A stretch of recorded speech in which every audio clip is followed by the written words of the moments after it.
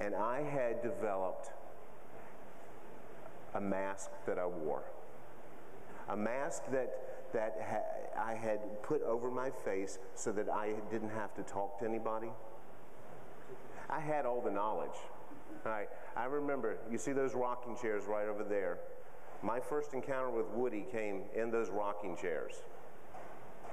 And I'll never forget it because, you know, Woody, he comes over and he wants to talk about God. And I remember being in a place where I was struggling. I was trying to pull whatever I could out of my past to actually start talking about what a relationship with God actually looked like. And it started, my mask, this whole thing about my mask started quite, I think it started back with the superheroes.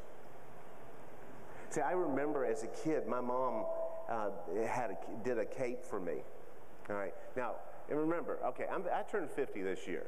All right. So when I'm gonna talk to you about Batman. All right. When I talk to you about Batman, I'm talking to you about Batman, not the movie. All right. I'm talking to you about Batman in the 1960s when it was still black and white. All right.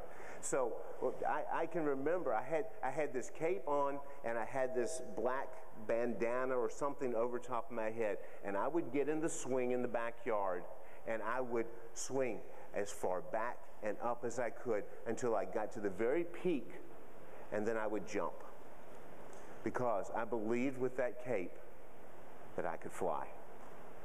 And I started realizing back in those days that Batman had all of these incredible opportunities. But think about it. Think about who Batman was. Batman was a millionaire, okay? He lived in this huge house. He had a butler. He didn't have to raise a finger or do anything. But when he went into the library and flipped that switch and the library door opened up, and he slid down the bat pole and he came down into that basement, it was at that time he was immediately transformed.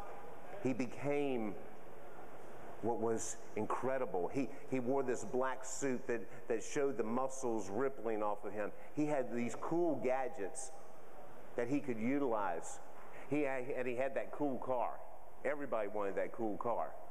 Because Batman's job was to right the wrongs, protect the innocent. Similarly, Superman. I remember Superman, also in black and white. Superman was that mild-mannered reporter. His disguise was actually during the day. The way that he actually lived, because he wore those glasses, and he wore that suit and the top hat, and it was that way that he disguised himself. And he was, honestly, if we look at today's standards, he was a wimp. Right? Nobody would think that he could do anything incredible in his life. But when he walked into that telephone booth and came out and transformed into the red suit with the S on there and the cape on his shoulders, everything changed. Remember what it said about him? He can leap tall buildings in a single bounce, faster than a locomotive.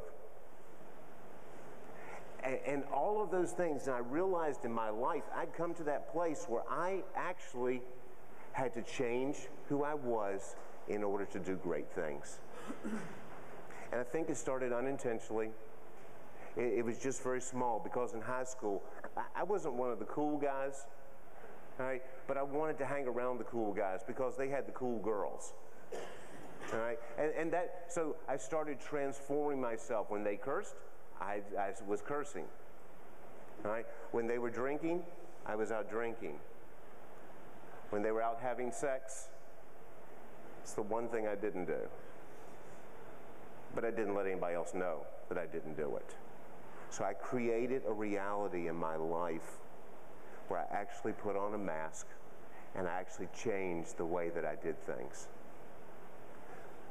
When it really changed for me was when I became an attorney.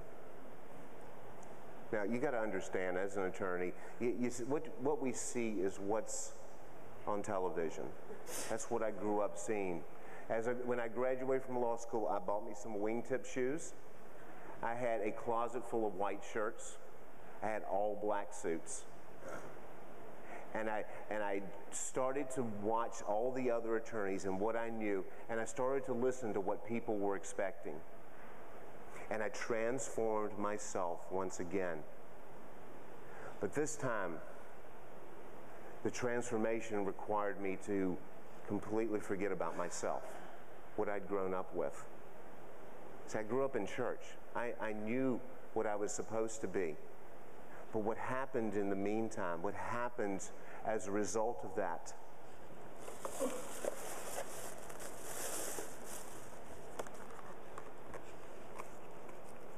is I put on this mask. And I created a different reality for myself. And in the middle of 20 years of doing that, I didn't know the difference between me and the mask. You see, I became what I changed myself to be. I became who I wanted to be. I became what people wanted to perceive me as. And what started innocently in my office, then carried into my relationships at home, with my wife and with my kids, and the relationships with other people. And I wore the mask because it had become me. And I had forgotten what it was like to feel love for anybody, to care, to cry. I'd forgotten all of those things that God had actually created me to be. Because this mask right here is what I'd become.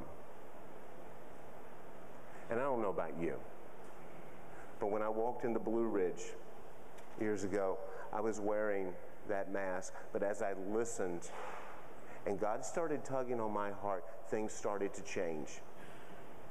And what changed was I really was so tired of living a fake life, of living behind the mask where nobody could see me. And I was so fearful of what that would actually look like if I took it off.